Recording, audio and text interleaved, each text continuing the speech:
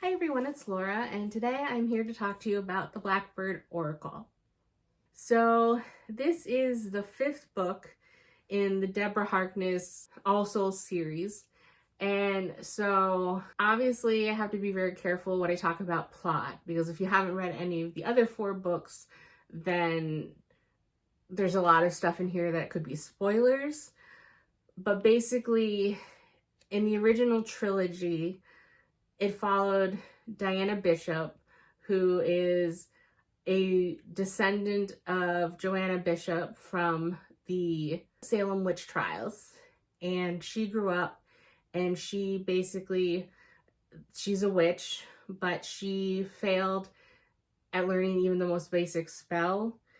And she decided to kind of forsake her witch heritage and became a scholar instead, a historian. And so in the first trilogy, in the first book, she's studying, she's a professor at Yale, but she's kind of on a sabbatical doing research in the Bodleian Library at Oxford in the UK. And she pulls up a rare manuscript, which turns out to be a magical manuscript. And in this universe, there are different types of creatures. There's witches, vampires, and demons. Not demons like from hell demons, but they're more artistic, creative, almost kind of like ADHD type people, where they have like an area of specialization and they can be amazing at it. Like there's fashion designers that are demons, there's artists, there's musicians, that type of thing. But anyway, this manuscript has a lot of importance to all three races. And so they all come after Diana to get her to recall it and give each race the manuscript for their own needs.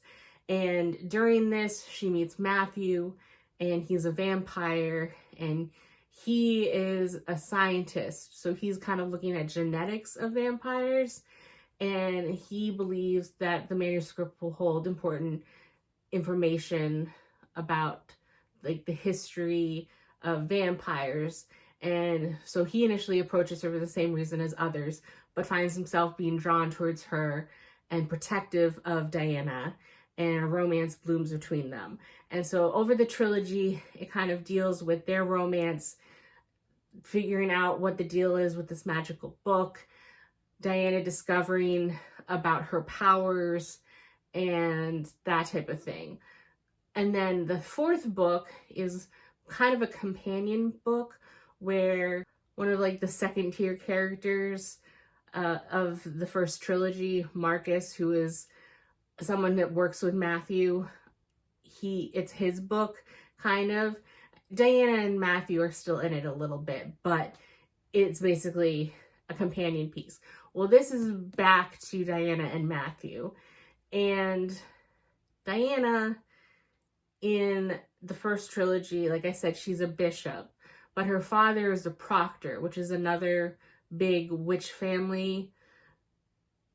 But she didn't know much about his side of the family because her parents passed away when she was 7, and she was raised by her mother's sister. And so she's very familiar with the bishop side of her family, but not much of the proctor side. She was told that they had all passed away and that there was no living relatives. Well, in this book, she learns more about her father's side. She learns more about that side of her family history. It expands the lore of magic in this world and Diana's magic as well, and what she's capable of. And in so many ways, it sounds like something that I should like, but I had a hard time getting through it. And I think it's just because it feels like an unnecessary addition. Because sometimes when I finish a book, I look forward to figuring out in my head, what happens next, what's the epilogue, or how did life go on for the characters I read about in a book. I didn't really worry about that so much after the end of the first trilogy. And I was content with how the first trilogy wrapped up. And while the fourth book I wasn't a huge fan of for other reasons, it was okay. This book, the expansion of the lore, I don't know why we really needed it. And the way this book ends, it's clearly showing that she's not done with this world. And frankly, I don't care to find out what happens in the next book.